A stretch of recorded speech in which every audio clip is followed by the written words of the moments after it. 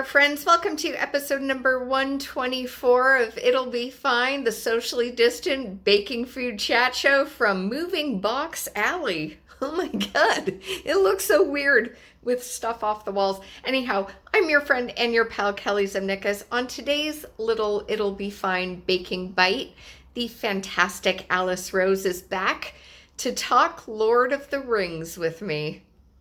We're both big fans. And on today's show, we are offering love, offering attention to our friends at amfAR. Info is in the show description. So friends, get ready for a little girl talk about Lord of the Rings on It'll Be Fine. It'll be fine.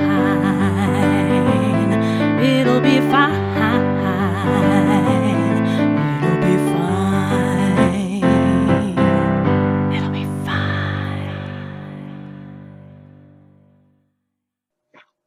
I love it. Yeah, this quarantine has turned me into a total nerd. Everything. I finally watched the Lord of the Rings movies and finally enjoyed them. I love them as much as I'll talk shit about them still to maintain my reputation. I really liked them watching them this time around. All it took was a year of absolute government sanctioned boredom in order for me to get around to it. Yeah. And now we're watching. I gotta ask now you, in the first film, did you spot the car? The car? No. There was a car? Yep. It was a mistake, obviously. Yeah. But in the cinema, the car was absolutely visible. When they put it onto DVD or whatever you ended up watching it on, the only version they kept it in apparently was in the silver set that I think had some like bookends or something.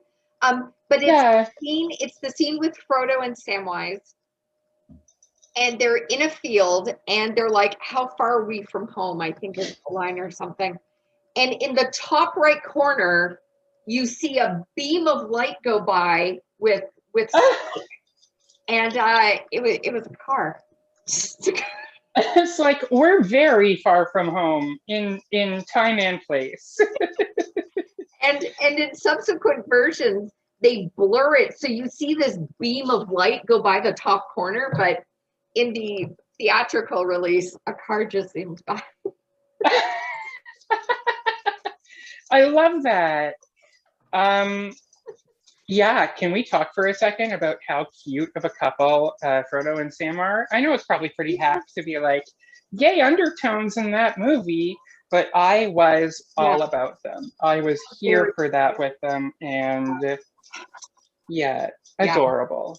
One thing I missed about the movies from reading the books, and I read through the books so quickly. I have like copies and copies of each installment, but I really missed the songs.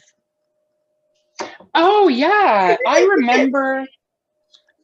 I read The Hobbit, not necessarily Lord of the Rings, because I love to read and I used to be obsessed with reading, but I have ADHD and it was undiagnosed until I was 27 years old. So I am a slow ass reader. So I've been working on Don DeLillo's Underworld for about 6 years now. It takes me a long time to read books of any length, and the Lord of the Rings books have definitely intimidated me too much to actually read them. But I do remember reading The Hobbit, and there were lots of songs, and just reading the poetry and the lyrics in the books, and they were so wonderful. I got to get something to show you of each part of the series, but this is one here. Mm-hmm. But at the top it says this is the authorized Canadian edition. Ooh. And at the back it has Tolkien's signature saying, I welcome the publication of Canada, Lord of the Rings. There was a Canadian edition. That's so strange. I wonder what's different about it. They apologize a lot.